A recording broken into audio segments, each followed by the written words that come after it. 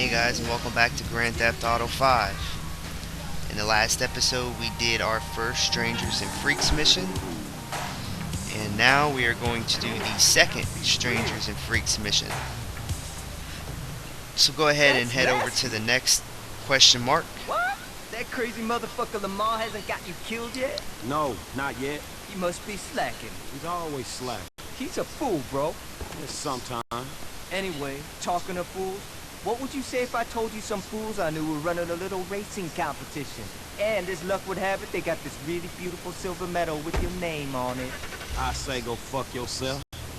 Bronze medal there? Funny motherfucker. Okay, so this Strangers and Freak mission is going to introduce us to the street races in Grand Theft Auto 5. So make sure you have a fast car and head over to the destination point. Now take note that street races only occur at night. So if you're trying to do a street race, you can either sleep in your bed at the safe house until nighttime, or wait around until nighttime. Come on, Franklin, are you in or out? Once you're ready, head over to the race start and give it a go. Now if you stay behind a car and drive steady behind them, you will get slipstream off them.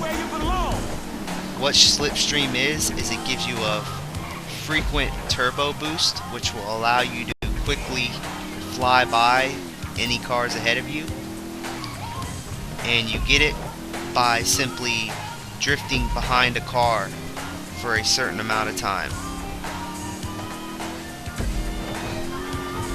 So if you're really far behind, try and stay behind a different race car, and you will see these white rifts coming off the car. That means you are sucking up their slipstream and getting a turbo boost, and you should be able to fly right past the cars. Once you have the lead, try and drive as safely as possible and try not to crash. And you should be able to stay in front of these cars with ease, especially if you are in this sports car that I'm in. Again, if you don't have this sports car, it can be found at the car dealership, Simeon's car dealership. And this first street race is 2 laps long, so just try and stay ahead and drive as safe as possible. If you don't get first place in this mission, don't worry, because at the end of the race you can have the option to retry it in order to get a better position.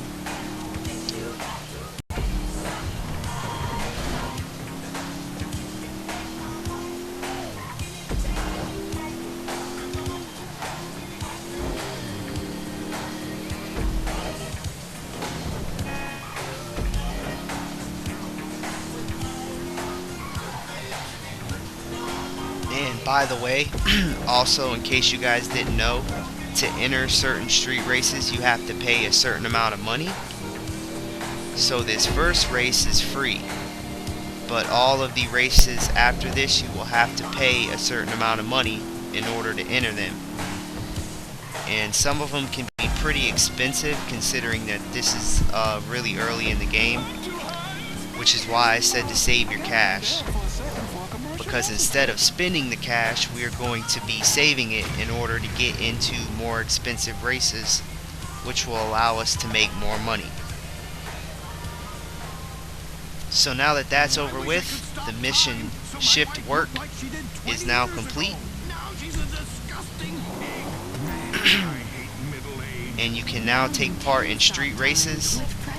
And the street races are available with the flags and a car icon on your mini map, and they can only be taken place at nighttime.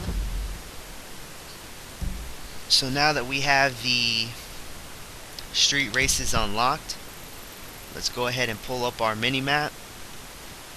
And for now you can only do 2 street races. So the first one we just completed, and the second one is a bit north of town. So since it's still dark time, we're going to go ahead and get this second street race taken care of, because this one is worth a little bit more money, and we'll be able to make a little bit of money off this. As long as you have your cash saved up and you didn't spend any, you should have enough cash to get in this race.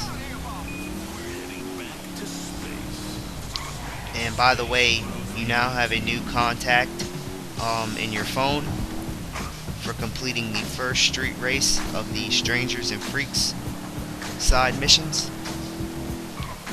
And our new contact, Hal, will set us up with all of the street races.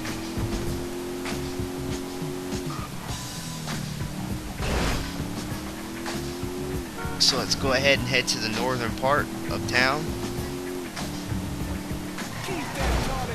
where we can do our second street race.